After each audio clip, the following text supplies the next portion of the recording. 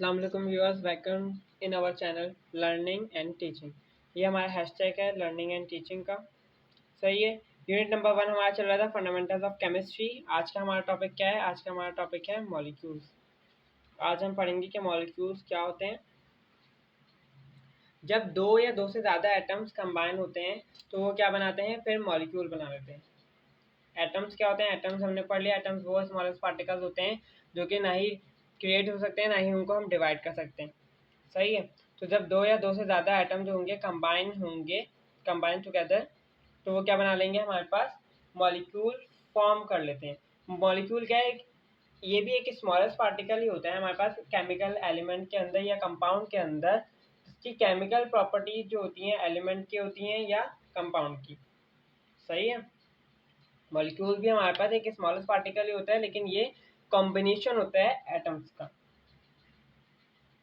Atoms जो molecules के अंदर फॉर्म्ड होते हैं वो मतलब जो कंबाइन होते हैं वो कैसे कंबाइन होते हैं? केमिकली कंबाइंड होते हैं। उनका जो दरमियान का बॉन्ड होता है वो बात करें तो वो कौन सा बॉन्ड होता है? केमिकल बॉन्ड होता है। जैसे कि हाइड्रोजन के मैंने बोला H2 बन रहा है, मैंने बोल रहा हूँ ये हाइड्रोजन का क्या है? Molecule of hydrogen. हम इसको क्या बोल रहे हैं? Molecule of hydrogen. तो ये मॉलिक्यूल ऑफ हाइड्रोजन के दरमियान एक केमिकल बॉन्ड मौजूद है। ये जो बॉन्ड है ये केमिकल बॉन्ड कहलाएगा। ये बॉन्ड क्या है? हमारे पास केमिकल बॉन्ड है, जिसकी वजह से ये दोनों केमिकली एक दूसरे की तरफ अट्रैक्ट हैं और इन्होंने एक क्या बना लिया? मॉलिक्यूल बना लिया हमारे पास हाइड्रोजन का। सही है। अब ये बॉन्ड जो होते हैं वो शेयरिंग या एक्सचेंज ऑफ इलेक्ट्रॉन से मिलकर बनते हैं।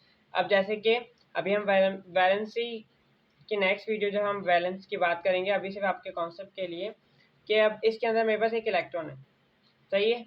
हाइड्रोजन के पास इसी तरीके से ये हाइड्रोजन का न्यूक्लियस, इसके सराउंडिंग में इसके पास एक इलेक्ट्रॉन है।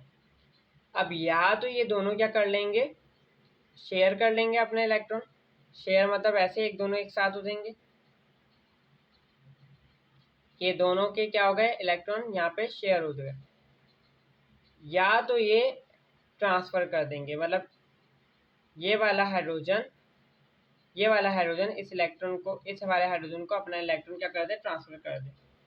ये दोनों फॉर्म हमारे पास हो सकती हैं। या तो ये शेयर कर लेंगे एक दूसरे के साथ, इस तरीके से बॉन्ड बना लेंगे, या तो ये ट्रांसफर कर देंगे। तो शेयरिंग होगी या एक्सचेंज होगा हमारे पास इलेक्ट्रॉन का वहाँ पे।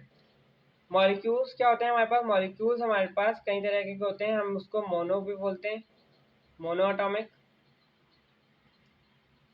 अगर हम बात करें दूसरे की तो डायटॉमिक। इसी तरीके से हमारे पास आगे चलेगी ट्राइएटॉमिक, टेट्राटॉमिक, पेंटाटॉमिक। लेकिन इन सबको लिखने से बेहतर है कि हम उसको क्या बोल देते हैं? पॉली एटॉमिक मॉलिक्यूल बोल देते हैं। पॉली एटॉमिक मॉलिक्यूल्स क्यों बोलते हैं? पॉली एटॉमिक मॉलिक्यूल्स का मतलब क्या होता है? पॉली एटॉमिक मॉलिक्यूल वो मॉलिक्यूल होते हैं, पॉली का मतलब भी क्या है? Means many. पॉली का मतलब क्या है? मैनी। तो मतलब मैनी से ही समझ में आता है बहुत सारे। सही है। पॉली का मतलब क्या है? मैनी, और मैनी से ही हमें समझ आया बहुत सारे मॉलिक्यूल, मतलब यहाँ पे बहुत सारे एटम्स होंगे जिनके मिलके क्या बना रहे हैं?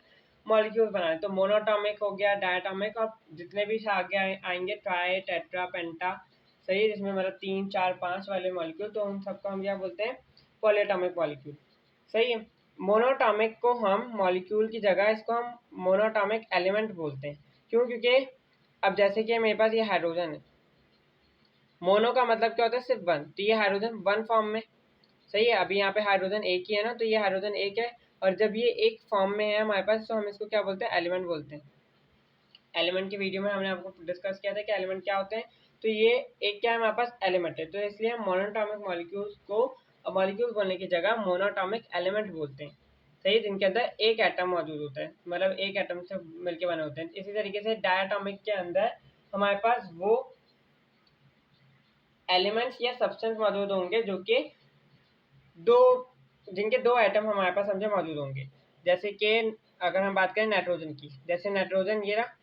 नाइट्रोजन मैंने बोला केमिकली बॉन्ड अगर बना रहा है अपना, ये हमारे पास अभी हम ये नहीं देख रहे सिंगल बॉन्ड बनाते हैं, डबल बॉन्ड बनाते हैं। जैसे कि ये सारे बॉन्ड होते हैं, सिंगल भी होता है, डबल भी होता है, ट्रिपल भी होता है।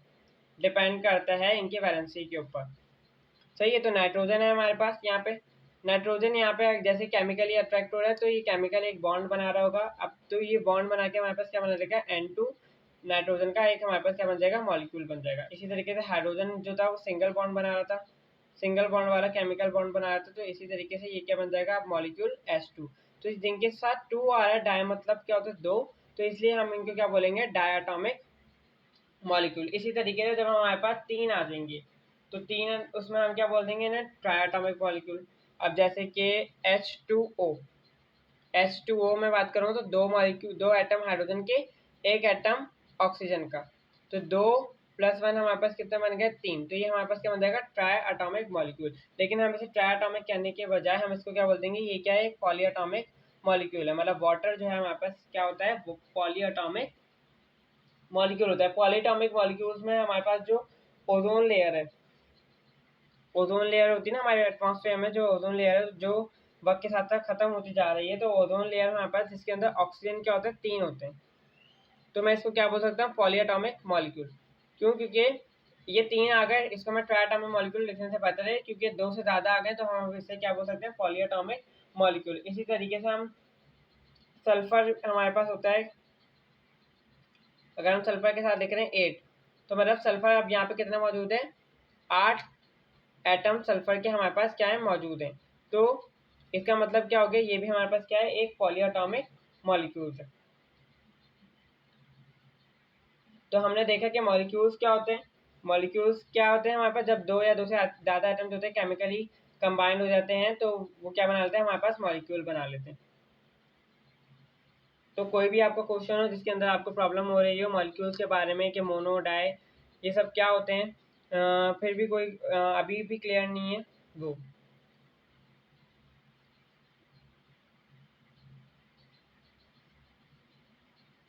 अगर आपको कोई भी प्रॉब्लम हो कि मॉलिक्यूल्स के अंदर के कोई भी जिस भी तरीके की आपको प्रॉब्लम, तो वो आप कमेंट बॉक्स के अंदर हमसे पूछ सकते हैं, हम आपको उसका रिप्लाई दे देंगे। सही है, तो thank you for watching and Allah हाफिज़।